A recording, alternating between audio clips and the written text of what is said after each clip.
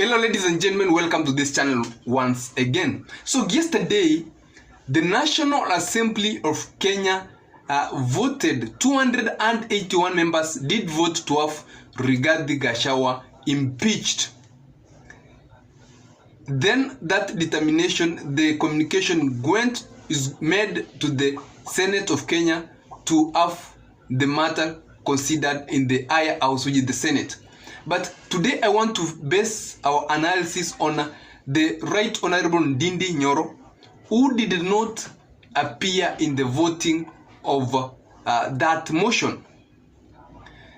Remember that Ndindi Nyoro is a man, a young leader, who majority of the Mount Kenya region people look upon. And I have always told you that sources reveal that even when President William Samoei Ruto was looking for a running mate in the 2022 general election, Ndindi Nyoro was one of the persons who was proposed to be considered for that position. This shows how good that young man is, young parliamentarian, and how helpful or how the people of the Mount Kenya region consider him.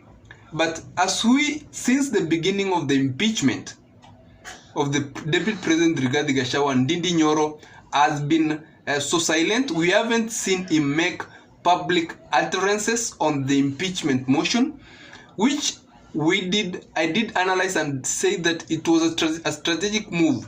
Remember that Ndindi Nyoro has shown a good relation with the President William Samoei Ruto. During the times of Uhuru Kenyatta, when William Samoei Ruto was being pressured and a lot of things were being put on him, Ndindi Nyoro came out very strong to defend William Samoei Ruto. And also, Rigathi Gachagua also in an interview said that Ndindi Nyoro is a person he knows very well, and during the times when he was being followed by DCI and other people, it was in Ndindi Nyoro's home he could go and sleep. So that shows that Ndindi Nyoro and Rigathi Gachagua also they have a very good relation. I think following these two connection to Rigathi Gachagua and the President William Samoei Ruto is a thing that made Ndindi Nyoro take a neutral stand, not to make utterances on either side of that impeachment motion. And a lot of people in Kenya were waiting yesterday to see what side or what way he was going to make a vote in that impeachment motion where 281 members voted in favor. A lot of people had thought that he will appear either abstain, but Ndindi Nyoro made a very good strategic move for whatever reason. He was not in the house during the voting session to have Rigathi Gachagua impeached. So Ndindi Nyoro right now stands right with the people of the Mount Kenya region, that if Rigathi Gachagua's impeachment is confirmed by Senate, he won't be one of the members of parliament accused to have taken their son home. I've been watching some interviews today by TV on the reaction of Kenyans towards that impeachment motion, and I can tell you that 99 or 95% of the interviews I've seen today from the Mount Kenya region, the people giving their views were not in support of that impeachment.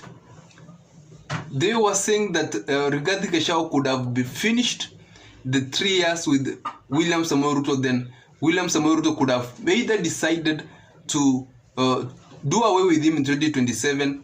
And one individual even said that Uhuru Kenyatta did not attempt this thing even when they had wrangles with the president. William Samoei Ruto was his deputy by then, but he waited until his term was over. And I think the ground in the Mount Kenya region today has developed, some of its members have developed sympathy towards the Rigathi Gachagua. Remember that Rigathi Gachagua has done everything right. He came out, explained to Kenyans why he is being impeached, and he gave his explanation, amply gave his explanation, saying that all those allegations were lies. He appeared in the National Assembly, amply explained to the members of the National Assembly what was his thought on the allegations, or what was his defense.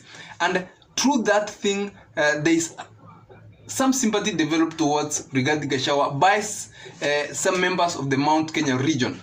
And Ndindi Nyoro knows very well that he's a very young, is a young leader who the mountain might look up to in the future, pertaining national politics. And yesterday was a day that people were watching on him to see what decision he was going to make. And his absence in parliament is a favor on his side to ensure that nobody at any point will accuse him for any decision. Remember that voting yes also could have voting yes could put him an accusation by some members of the mountain who do not support this impeachment motion, and voting no could have also brought wrangles between him and these parliamentarians, 281 parliamentarians who are voting. And even if the president is in support of this motion, then it could have not created a good relationship between him and the president, and also other members of the country who are in support of this motion.